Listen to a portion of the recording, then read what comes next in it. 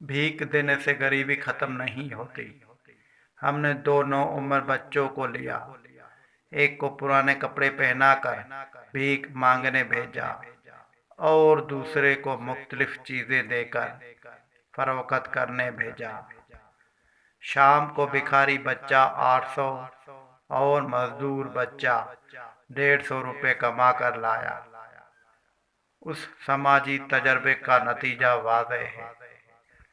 दरअसल बहैसियत कौम हम भीख की हौसला अफजाई करते हैं और मेहनत मजदूरी की हौसला शिकनी करते हैं। होटल के वेटर सब्जी फरोश और छोटी सतह की मेहनत कशों के साथ एक एक पाई का हिसाब करते हैं और भिखारियों को 10-20 बल्कि 100-50 रुपए देकर समझते हैं कि जन्नत वाजिब हो गई। होना तो ये चाहिए कि मांगने वाले को सिर्फ खाना खिलाएं और मजदूरी करने वालों को उनके हक से ज्यादा दें।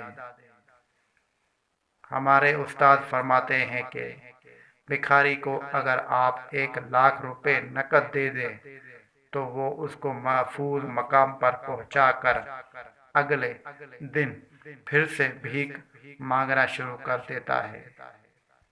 उसके बरअक्स अगर आप किसी मजदूर या सफ़ेद पोश आदमी की मदद करें तो वो अपनी जायज़ ज़रूरत पूरी करके ज़्यादा बेहतर अंदाज से अपनी मजदूरी करेगा।